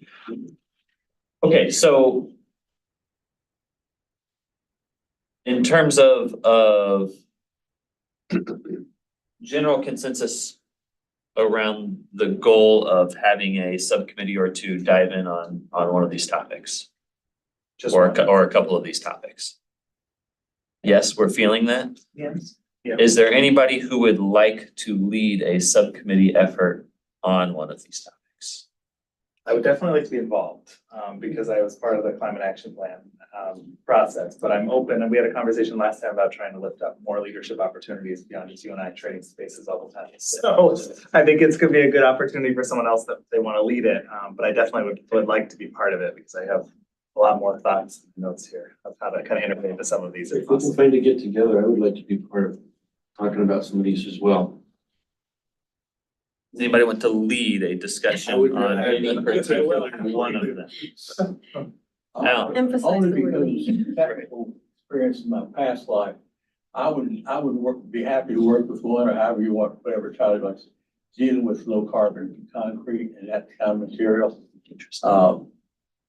I have some familiarities with that, and there's some new engineering, breakthrough, not almost breakthroughs, but, the industry's changing and dealing with some of those, and that's the area I'd feel more comfortable with. Okay, So are you thinking we'd have a couple? my thinking right now is we have, what, 9 of us? Is that right? 1, 2, 3. Technically, we never. You have 8. We have 8 of us. Yes. We have 8, it's a not, right, Yeah. 1 vacant seat, right? Yeah. 8-member board. Thank you. I was like, 9 is in my head, but I'm not seeing 9 right now. What is wrong? Okay, we've got 8 people. So my thought is 2 different committees, dividing that work up, on these research topics. We don't have to do any of that, but if there is interest in this, then I think it's a good use of our board. I think it's a way for us to help kind of the city move forward on some of these efforts, building into some of those plans as well. I like Alan's idea of kind of the Low carbon. low carbon concrete. I wrote something Well, there's different. other materials too. Exactly, the embodied carbon reduction, I think is an interesting phrase. I wrote it down as carbon reduction in capital development projects. Cause I think that's what you said rather than what it said. So I like that one. I think the urban forestry resiliency framework, looking at canopy coverage, particularly canopy goals for each park and how that plays into it, right? That's something in my mind that again will play into the comprehensive master plan that we have later. The parking design standards and the policy development around that, and the bike share hubs. Those are kind of my 3 key ones. But if there's not energy around those, then I don't necessarily want to push those. And if Alan wants to do the low carbon concrete, I think that's great. I feel like the first 3 could be grouped in a way, because I think that those 3 are related in the sense of your parking design standards are influenced by what kind of alternative transportation you have to the park in the first place. And then if you can bike to the park, if not, and then how do you, because that's essentially like your gateway to the park is those 3. So I guess I'm softly saying I will work on this. But I think I'd be happy to take that on if someone wants to work on that part of it. I feel like and that's kind of gets at what I was saying earlier about how when we created the climate action plan, I always felt like the transportation section stood alone when it should have really thought about parks as kind of like a key point of interest to integrate all this. So I feel like taking on those 3 could be a good place to start. Okay. I'll work with you. Debbie, I find myself Tell me when looking you want at to everyone in the room here, Debbie, but I don't want to forget that you're on the screen there. Do you have Yes. thoughts or interest Yeah, in? I have a lot of thoughts, but I also agree that I'm very interested in the bike mobility type of stuff, alternative transportation, but I really think it's kind of timely right now to have the electric equipment replacement policy also talked about. We haven't really talked about that much, but Portland is getting out of the, getting into the electric leaf blowers is a big deal there. And I know I'm starting to see that around Salem too. I think that's something we could use some guidance on. It's changed, the technology is changing really fast.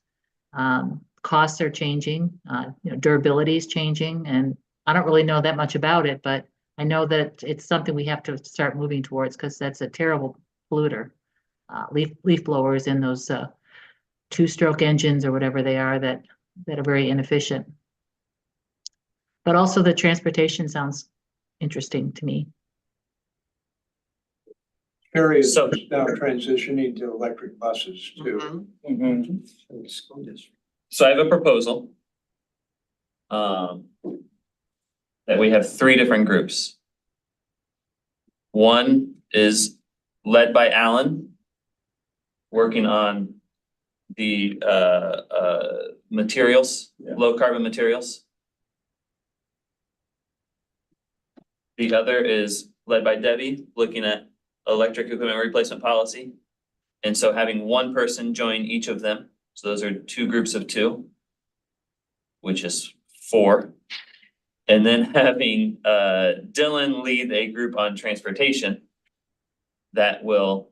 Al volunteered. I don't know if you heard that. Yeah. Al volunteered for that, okay. That will simultaneously, based on Dylan's recommendation, look at the bike hubs, parking, and alternative modes of transportation.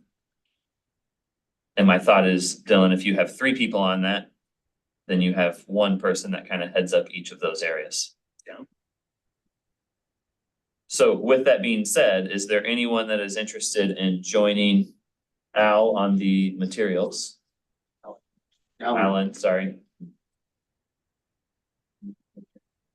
Alan on the materials, or Debbie on the electric equipment replacement policy? With Debbie. Joan, you'll join Debbie, all right? Woody will go with Alan. We've been together before. And then we've got Dylan, Al, and Rick then on transportation. Is that all right with you, Rick? Sure. All right. And I, as the chair, will just reserve the right to show up at whatever meetings I want. Keep me in the loop. Maybe we'll be in Las Vegas on time. Oh, thank you. And so I will, I think. Anything wrong with that particular approach? Staff, am I breaking any rules? No, Okay, cool. Keeping us honest.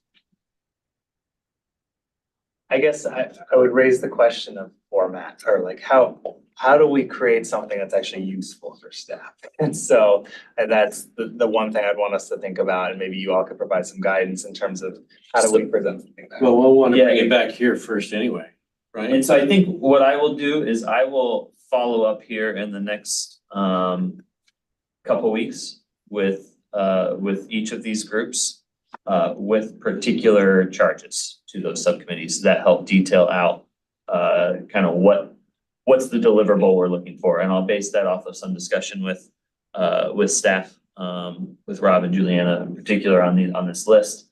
And kind of what it is that outside of this general topic area, where should we kind of focus those efforts in? Does that work for everybody? Okay.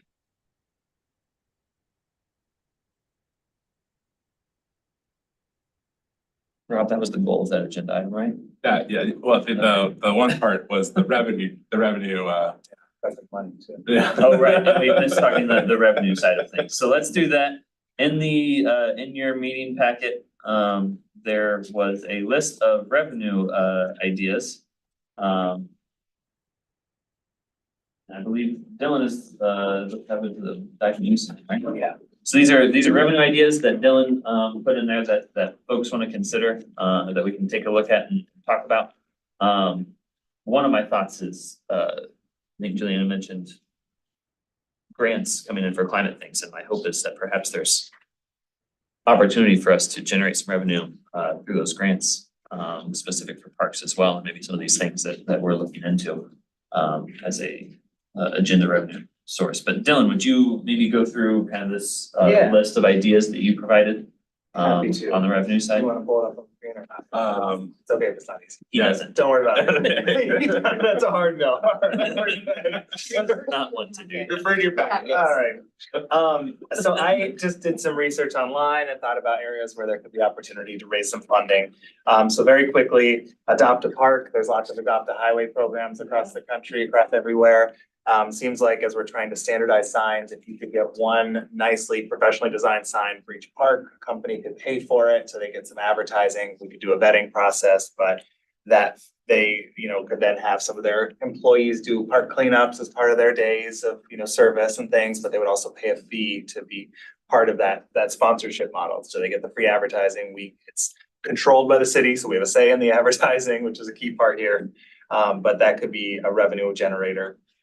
I love the Stride events. I think they're great. I think the $5 for 5K is wonderful, but I feel like there's an opportunity there to raise the prices a little bit. And I think, okay, well, there you go. Check that one out. It's gonna be happening.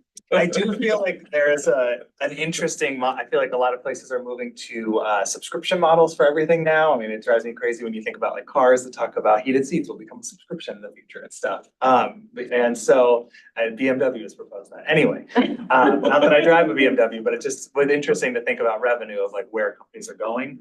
And so I listed in here the idea of what if you bought like a Stride pass? And so someone might pay more like to just have access to all of them. And usually they're going to pay more than they would use. So if it's like $50 or $75 or something. And so I think that kind of subscription model would be interesting to think about for revenue in general for any kind of parks and rec things of knowing some people would like the convenience of just paying once. So something to consider. Riverfront concessions, I know this has come up before. Could we build a more permanent structure, rent that out, and have that be a generator with the amphitheater being a big use now?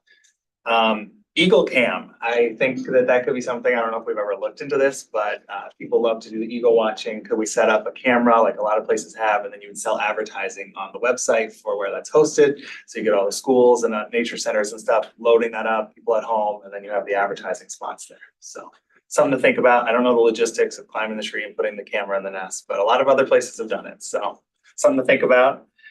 A Salem Park art raffle. This would be more of a one-time, but if we could partner with either the art association, club or something, I feel like we could raise the money and do some park awareness race building. Did you? No, okay. Friends of groups. I know a lot of cities have friends of. We have Missions Free Parks Conservancy, which does great work. As we think about accessing private funds, philanthropy, or grants that maybe the city can't get, if we wanted to explore more of these friends of groups to help support our parks, create some MOUs with the city, might be able to unlock dollars that are currently unavailable to us right now. Community gardens are becoming a big space, big topic across the country. If we were to dedicate some spaces that make sense, we could potentially rent those out and so have folks pay a fee. So once again, you get some annual income. And then finally, a lot of things online are talking about equipment rentals. There's a lot of questions there, but I say with Salem Summit Co. unfortunately going out of business this year, there is an opportunity that the city could think about whether or not equipment rentals could be something to move into. They would need to figure out where you store them, et cetera. But everything from rackets to paddle boards, essentially, especially as we build out Riverfront. So, a few things to think about. Lots of questions, I'm sure, but got the conversations. Thank you, Dylan. Any immediate thoughts about that list of revenue ideas? Yeah, Alan. I think it's an excellent start, and there's certainly some possibilities. I'm particularly interested in the Friends of Partnership. I'm very concerned about renting community garden space. Most community gardens are set up for people who are financially strapped to grow some of their own food. And I know the one in Sunny Slope, they do rent those. They generate some pittance of revenue, not enough to cover the operation. But keep in mind, a lot of people, that's their secondary source of fresh produce is in a community garden. I'd hate for us to price those folks who need it the most out of participation. I just, No, I think it's a good point. I'm all about raising revenue, but we'd have to look real close on that. We currently have agreements with Marion Pulp Food Share, so we have several community gardens and we have a couple of sun gardens as well. And basically that's city property that they use at no cost. We allocate them. They have to maintain the garden, but there's no cost. We provide water. So we provide land and we provide water at no expense.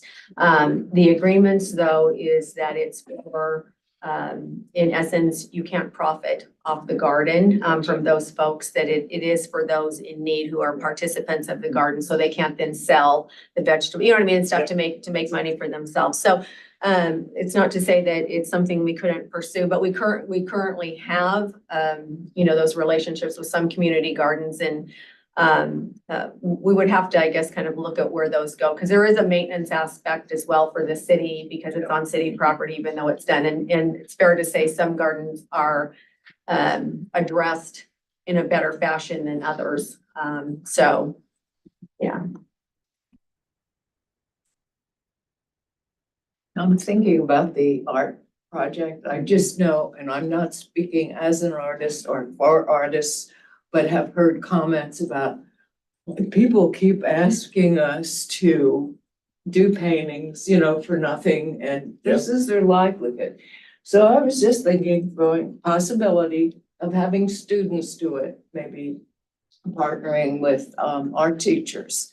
And maybe wouldn't get quite as much money for them, but it also involves education, could involve education about parks and keeping them clean and that kind of thing. I'm not sure where this is to go in. Something for, to take into account when we're talking about transportation and parking lot standards and stuff, but I can recall when the Riverfront Park was developed and the sidewalk was put in there and tiles were distributed to elementary kids, and they made those tiles and they've been placed in the sidewalk there along Riverfront. I think that's a treasure. I think it's wonderful. And that's an engagement that will continue to connect those people with that spot for the rest of their life. That kind of idea, wonderful. I would like to encourage as much as possible so that when we develop bicycle hubs, sidewalks, extensions, we try to keep in mind some kind of way to engage the local residents, especially youth, but local residents in inputting to it in some way. That the tiles that are mounted in the sidewalks in Riverfront are typical or a great example. But I just think it adds ownership, and when people own something, they protect it, they value it, they respect it. So I hope we can do that kind of thing often, as much as possible. I think those kinds of things are good, and we've had bike share stations and things like that in the parks. I think just to keep in mind, it doesn't mean these aren't good projects to move forward, because I think we have to look at how we implement those and what the expectations are. When you put things in like that, if you're talking the tiles, when those tiles are damaged or when those tiles become an issue, whose responsibility is that to replace? And quite honestly, a lot of those become parks' responsibility. So what you've done initially with a very good idea and very good intent becomes a burden to parks operations then to have to replace and to deal with it. So those are all, but you're 100% right on the engagement in the community and all of that. So I just think in the bike share hubs that we've had, when those bikes get stolen, when they get vandalized, and when the hubs gets things, it's in the park, whose responsibility, and in some cases that becomes our responsibility. So I think, you just have to be careful when you put those kinds and do those things of what those contracts look like, what's the expectation, who's going to be responsible.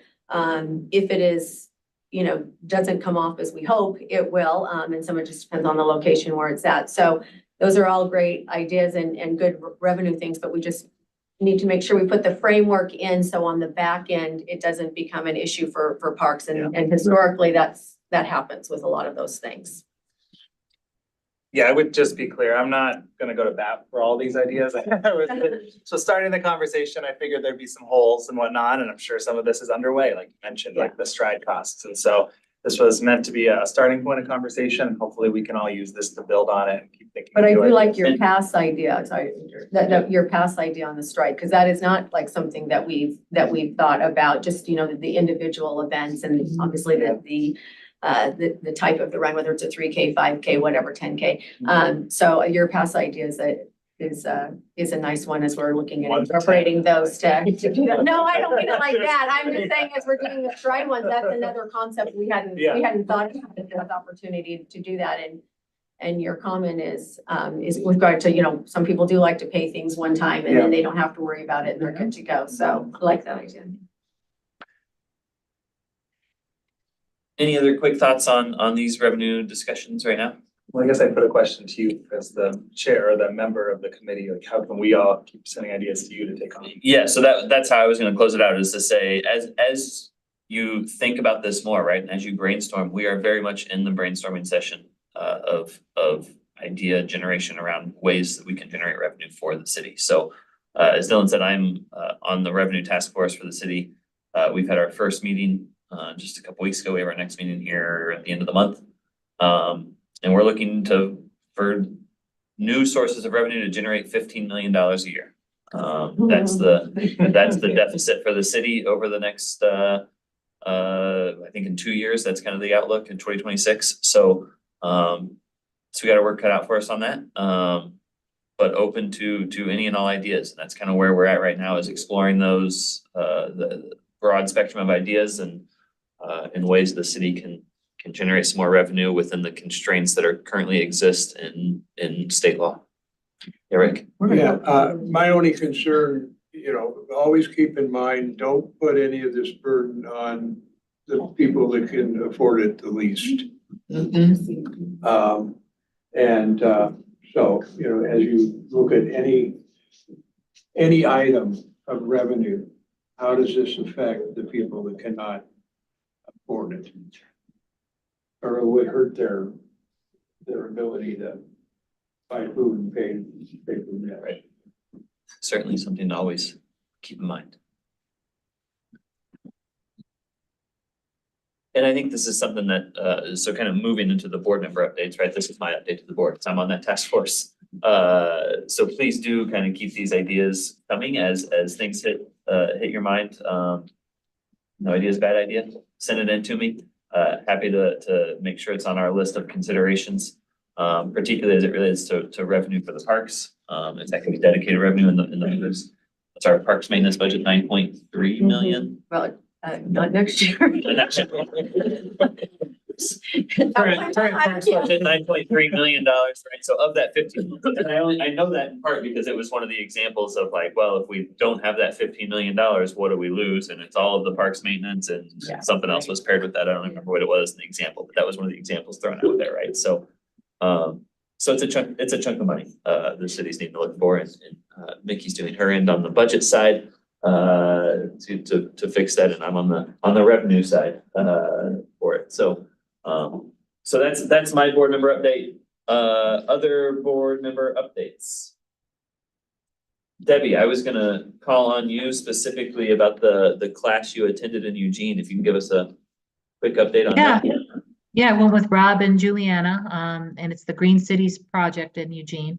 And it's an undergraduate project with the University of Oregon, School of Planning, Public Policy, and Management. And I just listened to all these people coming up with these students coming up with ideas and working on the city solar initiative is what they're focusing on, it sounds like, and more specifically on Gear Park and ways that they can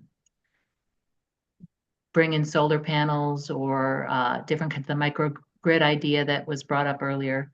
And so it's kind of it's a course that they do that, you know, we get free advice from them, and they could do a lot of the research, you know, that we might need, and hopefully help us to come up with some ideas that become practical and then possibly ways to pay for them through grants and things like that. So it was very interesting. Just this undergraduate class full of people spending their term trying to do practical things, you know, to take policy and to put it, you know, and make it work. So it was part of a year-long project that Salem has been chosen for. Excellent. Thanks. Any questions for Debbie about that? All right, thanks, Debbie. Appreciate your participation in that work. Another board member update is just the SPIF committee met, and so that was myself, Dylan, and Alan met with staff last week. February 1st, Thursday. Last week. Yeah. and reviewed all the SPIF grants. I think there's a report on that in your agenda packet here. So you can kind of see the outcomes of that, but, good discussion there from that committee. Any other board member updates? Just to add to what you said, that we had historic application, they're like the most Yeah. applications we've had, which I feel like really speaks to all the work we did, so. Kudos to everyone here, I feel like we did all that outreach and people responded by submitting requests. Hopefully our neighborhood outreach. Yeah, I think that was really good. Seems like it. Thank you for the award. You're welcome. Burnett. Excellent. I am losing track of where I'm at. Information reports. Those were written reports submitted. Any comments or questions on those information reports? From your I've packet? got a question, but Yeah, maybe I should hold until any other questions come up because it's not directly related to those. I just had one small thing. Dylan. It's just following up on what I said earlier, Rob, I noted here with the plans that are the master planning processes, once again, for, if we already presented to a neighborhood association, if you could just send us a personal reminder for that, so we can try and just keep doing our due diligence to ping them on that, I think that'd be great.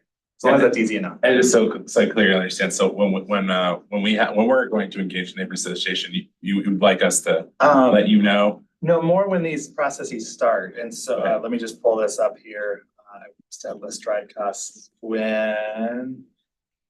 So the Fairview Park on January 26th, no, sorry, that's. So there's the online survey for Fisher Road Park Master Plan, for example, and so it might be helpful for us, whichever neighborhood association that's in, whichever one of us presented there, if we could get a reminder, maybe this is, Leanne could help with this, and then we can send them an email too of like, you know, hey, we're still a resource here as SPRAB, if you want to talk to us, also make Okay. sure you saw this, and so Great, just so we can try and make sure we're doing contacts, so it's not just city staff. great, wonderful, So, yeah. but I think, trying to maintain that relationship that each Exactly. of the members have built with those individual Exactly. neighborhoods. and that gives us a good reason to reach out and remind them. And just to further clarify, I'm sorry, No. on the master plan projects where we have designated liaisons from the board, do we want to include all the above on those? Or maybe, Dylan, is your idea, maybe focus more on the improvements, like through the bond and park development? And we leave the master plan to the designated liaisons. You know, I think all the above could be good. Okay. I'm open. I feel like the liaison process changed a little bit during COVID, obviously, where we used to go to in-person meetings and whatnot, so that's coming back, but I was purely thinking about just that we did all present over the last year, and so I just want to keep that going and make sure that we can try and continue to remind people to participate in all these. So whatever you think is going to be most Well, helpful. I'll think about it a little bit. Put something together. In our parks, there are streams that flow, and in some of the streams, there have been placed measuring devices, a level to monitor the water level. In particular, I've noticed one at Brush College Park. Who monitors those? Anybody? I don't know for sure, but with the city, that Public Works does have a stormwater response group, and they, when it's raining a lot here in Salem, they're out monitoring the levels in the creeks and waterways. They, whole county water? It's city staff, so it's city staff here at Public Works. They monitor those water levels very carefully because they're managing flooding throughout the community or mitigating flooding throughout the community. So my initial response is probably our stormwater staff has instruments. I will talk to you later. Thank you. There's a place on the website. You can see all of them. Al, was that your question that That's wasn't it. totally related, kind of related? Okay. I'm done, thanks. Any new business items from the board?